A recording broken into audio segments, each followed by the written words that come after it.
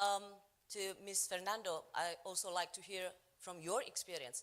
What are the biggest barriers to women's progression, and what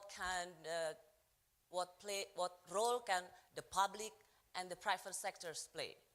Okay, so like my previous speakers, I would like to say thank you very much for getting me on this panel. Thank you very much. It's a civil society representation, which I think for the IMF is like very commendable that we have a voice here on a panel that is discussing anything, but particularly gender. So for that, I'm very impressed by the changes that have taken place in the IMF under your leadership, Madam. And so for that, I think we should give applause on this.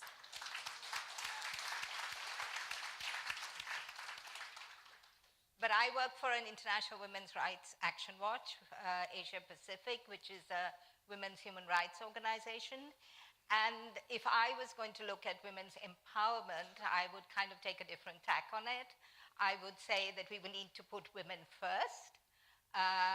We need to look at women as people and as human beings. And while there are constraints maybe for the IMF to do this, I would think that just considering women as being mobilized for economic growth is insufficient.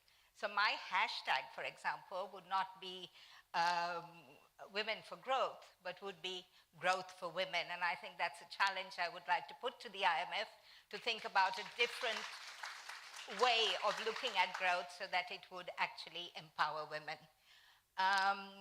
The other thing that I always feel a little uncomfortable about, and it could be because I'm not an economist, I'm a women's rights activist, is this assumption that women have to be somehow brought into the workforce. And it gives me the feeling that we think that women are not working. And I think if you walk around Bali or you walk around any city in the world, you don't see women sitting around having a beer and playing cards. I don't think that's the situation. I think women are working all the time. I think what we don't know as economists is how to count that work. That work is not being counted, both literally because it doesn't come into the statistics, and metaphorically because it is not valued. And I think that's really important because women are working in many sectors. Women are particularly working in the care economy, and I'd like to talk a little bit more about that, but women are also in the unpaid family labor, in informal employment, at the bottom of global value chains, in precarious jobs. And so in the care economy, and here are some numbers, somebody's calculated that 16.4 billion hours per day is spent on unpaid care work, which is like about 2 billion people working 8 hours per day without any money or any remuneration. In Asia Pacific, women spend 4 times more time on care work than men do. Another calculation is that if it's valued on the basis of a minimum wage, it would actually, care work could contribute to 9% of the global GDP. So I'm just a little bit surprised that all these years we haven't actually managed, A, to count care work, and B, to actually bring it in, count it in both ways, both statistically and, well, statistically yes, but more to evaluate and bring it into our national accounts and our whole GDP counting. And then, of course, there's all the other things that the previous speaker spoke about unpaid family labor, largely in agriculture, and women in the informal sector. So my answer to your question, straight answer to your question, is that one of the big barriers is about the way we think about how women work. And if is you it want from to men or us, from women, the way we think? Sorry? Is it the way we think from men or us as women? No, I just think the way society thinks, and societies all over the world are very largely patriarchal, and so they do not think about, they devalue women's contribution. So it's women are contributing to the economy.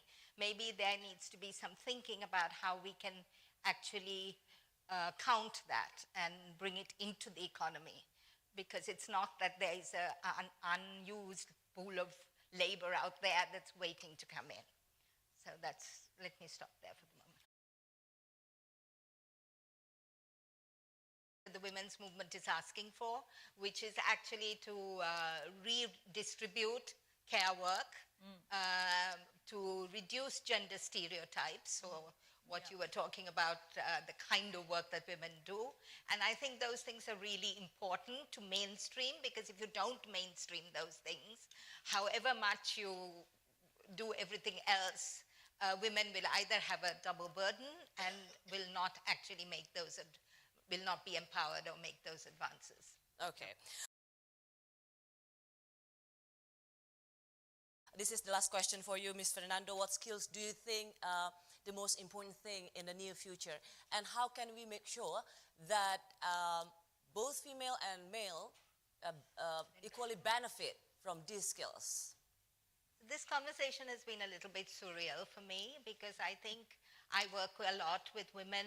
I mean, it's not that it's not an important conversation to bring women into STEM, but there's a load of women out there who have no even option of finishing school, let alone getting into STEM. And I'm sure you know that in Indonesia, and it's all over our Asian countries and developing countries. And that is largely because, again, this whole business of care work is stereotyped as women's work.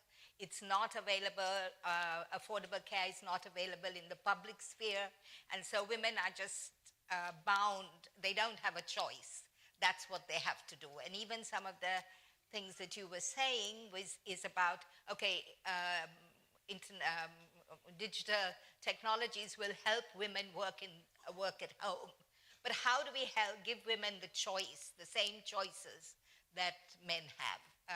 And that would be to is to take the domestic responsibilities, to share it within the family, to share it between the private and the public sectors, right? The household and the public sectors, to provide public care. So I think that's one thing that I think is really important, because otherwise you will find girl children dropping out of school to look after their younger kids. You will find women walking miles.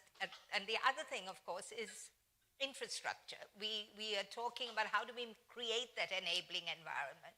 The infrastructure, particularly in rural areas, is so dismal in many places that women spend a lot of time just actually, say, fetching water, for example.